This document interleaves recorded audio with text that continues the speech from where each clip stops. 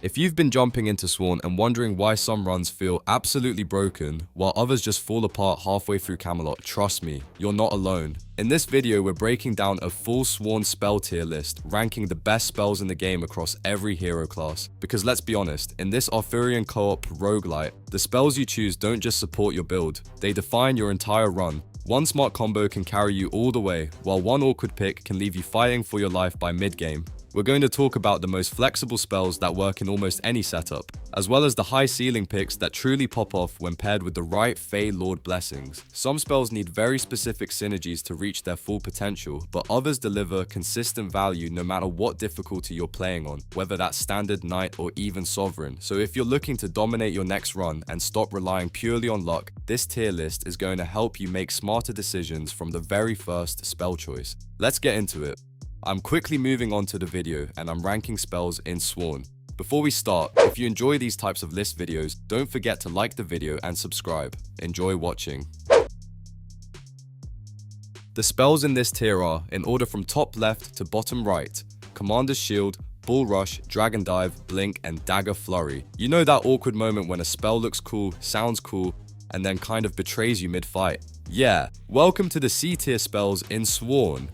The it's not bad, but it's not carrying your run either club. These are the picks that can work, sometimes even shine, but they need the right mood, the right build, and maybe a little emotional support. Let's start with Commander's Shield. On paper, granting flat bonus damage to you and your co-op allies sounds fantastic. And to be fair, it can stack if you cast it multiple times, which means the longer the fight goes, the juicier the bonus becomes. The problem is, the field radius is tiny.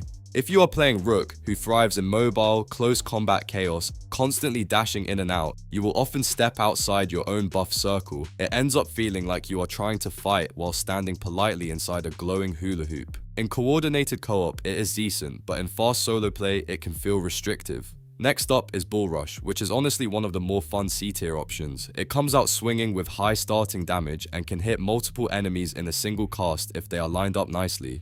You can also dash cancel it, which adds a layer of safety and makes it feel more skill expressive. The catch is positioning. If enemies are ranged or spread out, the value drops quickly. When it works, you feel like a charging war hero. When it does not, you just headbutt air and reconsider your life choices. Now let's talk about Dragon Dive. This one hits hard on direct impact. The starting damage is genuinely impressive. The issue is that it explodes on contact, which forces you into closer engagement than some builds actually want.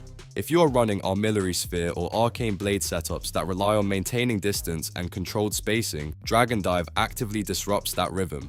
Instead of playing smart and measured, you are suddenly nose to nose with enemies. Great if you like chaos, not so great if your build prefers breathing room. Then there is Blink, which sounds like it should be flashy and elite. It does have high starting damage, but the cast time is slow and you have to manually aim it.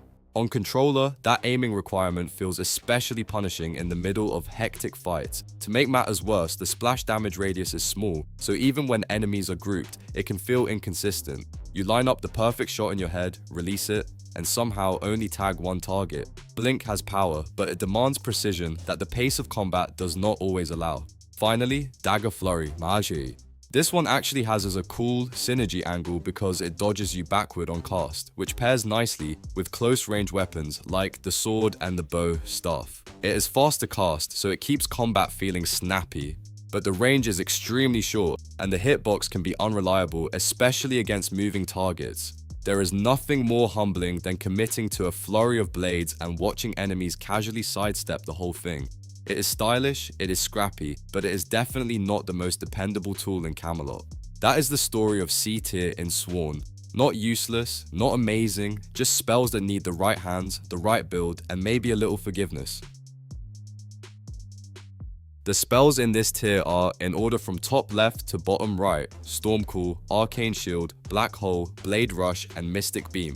If C tier was the maybe on a good day category, B tier is where things start to feel reliable. These are the spells you pick up and think, okay, this can definitely work. They are not breaking the game in half, but they are consistent, flexible, and far less likely to embarrass you mid-run. Stormcall is a perfect example. It delivers steady range lightning damage and can tag multiple enemies at once, which already makes it feel valuable in chaotic rooms. The real strength is its uptime for applying shock effects from a safe distance. You can keep pressure on enemies without diving into danger. The downside is that it lacks burst potential compared to some of the monk's heavier hitting options. You are not deleting elites instantly, but you are absolutely controlling the pace of the fight. Then we have Arcane's Shield, which is one of those spells that quietly carries runs. The shield remains active until you actually take a hit, meaning careful players can stretch its value for a long time. When it finally breaks, it explodes and damages nearby enemies, turning defense into a small burst of offense. In cooperative play, being able to extend shields to allies adds serious team value. The only drawback is that it does not deal damage on its own without being triggered. You are investing in protection first, damage second. Still, in harder difficulties, that trade can be worth it. Black Hole is where things start getting spicy. It comes with high starting damage and strong crowd control by pulling enemies together. Grouping enemies in Sworn is incredibly valuable, especially for builds that thrive on area damage. And if the map has environmental traps, you can literally drag enemies into them for bonus damage. Few things are as satisfying as watching a cluster of enemies get vacuumed into a hazard while you stand at a safe distance. It is impactful, strategic, and just plain fun. Blade Rush keeps the action aggressive. It offers solid damage and a fast cast that doubles as mobility and a dodge tool. That dual purpose makes it feel smooth and fluid in combat. You are not just attacking, you are repositioning at the same time. The only issue is that it can be tricky to aim in tight corridors where angles are awkward and walls get in the way. In open spaces it shines, but in cramped hallways it can feel slightly unpredictable. Finally, Mystic Beam rounds out B tier with pure ranged efficiency. It hits hard right from the start and is excellent for building stacks from long range. The extended range keeps you safely out of danger while you scale damage over time. It is not flashy, but it is dependable. In a game where positioning matters as much as raw numbers, having a beam that lets you contribute from afar is always a welcome option. B-tier spells in Sworn may not dominate every run, but they give you tools you can trust, and sometimes, trust is exactly what you need when Camelot decides it is not in a forgiving mood. The spells in this tier are, in order from top left to bottom right, Assassin Dagger, Counter, and Skydrop.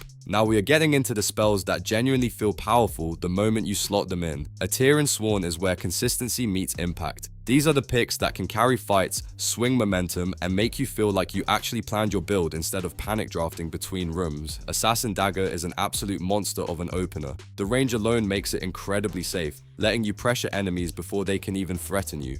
On top of that, it comes with high starting damage, easily one of the strongest early impact spells in the game. And the best part? It casts quickly and does not require manual aiming. No awkward lining up shots, no controller frustration. You press it, it works. Things take damage. It is clean, efficient, and brutally effective. Counter is where things get spicy. The starting damage is high, and when it activates, it hits multiple enemies in a radius, which can instantly flip the momentum of a close quarters fight. The catch is that it only works at close range, and if you mistime it, you are the one getting punished. It rewards confidence and good timing, but it does not forgive hesitation. Meanwhile, Skydrop brings massive area coverage with high starting damage, making it fantastic for wiping grouped enemies. However, it comes with a slower cast time and requires manual aiming, which can feel especially clunky on controller during chaotic fights. When it lands hard, but you have to earn it.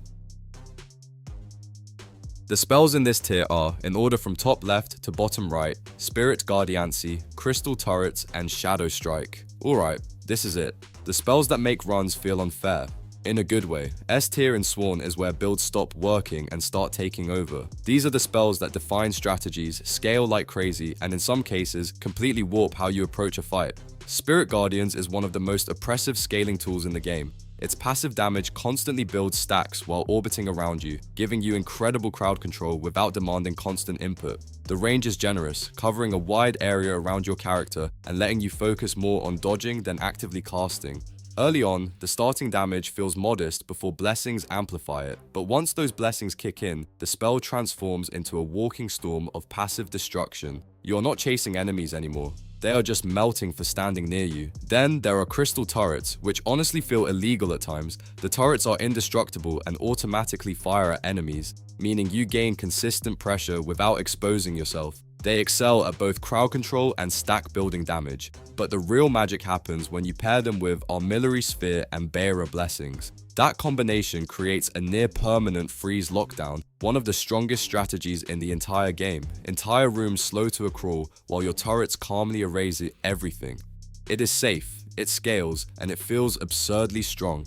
Finally, Shadow Strike brings raw aggression to S tier. When combined with Bad B blessings, its damage potential becomes massive. It automatically locks onto the nearest enemy, casts instantly with no wind-up, and keeps combat flowing at full speed. You do not aim it, you do not charge it, you press it, and something disappears. The only minor downside is that it can occasionally teleport you behind the wrong target, which can be awkward in dense fights. Even so, the sheer burst and fluidity make it one of the most dominant spells you can build around. The video ends here. See you in another video. Don't forget to subscribe.